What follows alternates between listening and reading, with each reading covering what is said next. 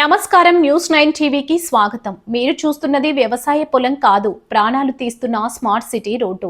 అవును, పాలకులు నిద్రపోతున్నారా? అధికారులకు ప్రజల ప్రాణాలంటే లెక్కలేదా?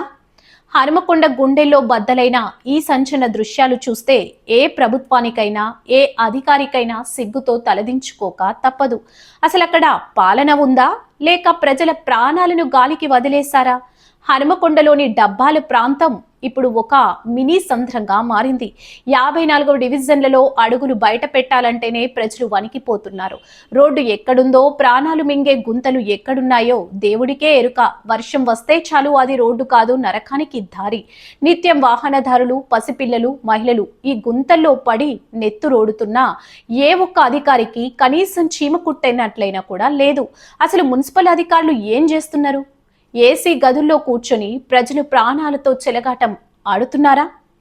ఇక దారుణాలన్నీ భరించి విసిగిపోయిన స్థానికులు అధికారుల చెంప పగిలేలా బుద్ధి చెప్పారు. 54వ డివిజన్ వాసులు పేరం గోపీకృష్ణ ఆధ్వర్యంలో పాలకుల గుండెల్లో రైళ్లు పరిగెత్తించేలా ఏకంగా రోడ్డు మధ్యలోనే వరి నాట్లు వేసి మహా సంచలనం సృష్టించారు. చూడండి ఈ దృశ్యాలు.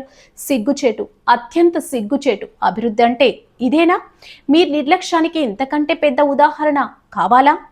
ప్రాణాలు పోతున్నా పట్టించుకొని మీ కళ్ళు తెరిపించడానికి ఇంతకంటే ఘోరమైన నిరసన ఇంకేమైనా ఉంటుందా? అధికారులారా, ఇప్పటికైనా మీ మొద్దు నిద్ర వీడతారా? లేక ఈ గుంతల్లో ఇంకెన్ని శవాలు లేవాలని మీరు ఎదురు చూస్తున్నారా?